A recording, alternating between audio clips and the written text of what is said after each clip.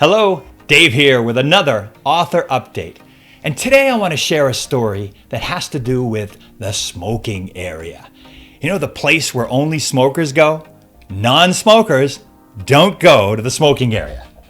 Well, many years ago, back in 1990, when I was a young Air Force lieutenant stationed in Woomera, South Australia, and I went to the smoking area, and I am a non-smoker, not supposed to be there. It's a story from my book, Yanks in the Outback.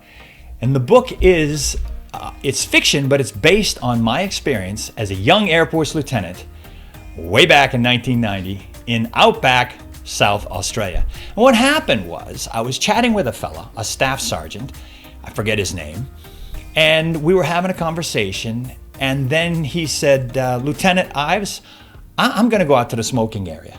And I thought, well, I'm not done talking with this guy yet. I still want to find out some information from him.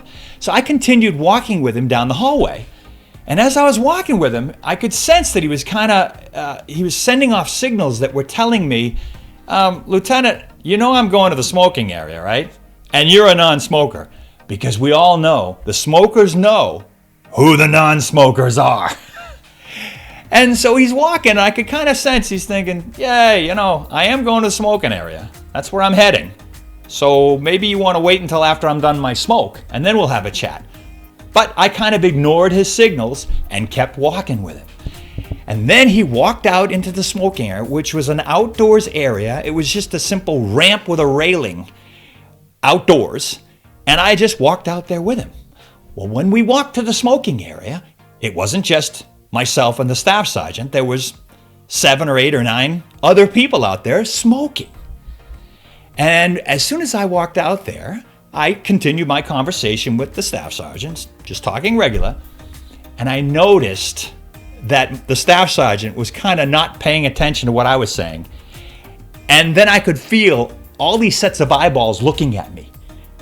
And then I sort of looked around, stopped talking myself, looked around at the eyeballs, the smokers, and they were giving off a pretty good vibe that said something like, there's a non-smoker in the smoking area.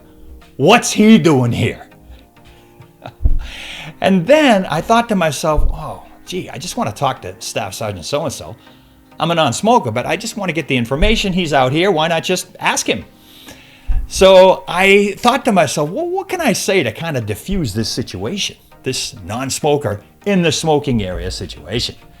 And I could kind of sense that the group was thinking, whatever you say, it ain't gonna work. And then what I ended up doing, I came up with a plan and I executed it. And I raised my arms up in the air and I said, excuse me, everyone, excuse me. It was like a carnival barker. And I could sense when I said that the smokers were looking at me like, oh no. Now the non-smoker is going to tell us about the hazards of smoking, how it's bad for your health, you get cancer, all this stuff.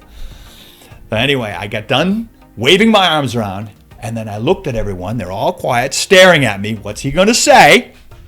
And here's what I came up with. I said, does anyone here mind if I don't smoke? It worked. They all started laughing, and I became an honorary smoker. I finished my conversation with my staff sergeant. I got the answers I was looking for, and I left the smoking area in one piece. And that's my story for today. Until next time, I'll see ya.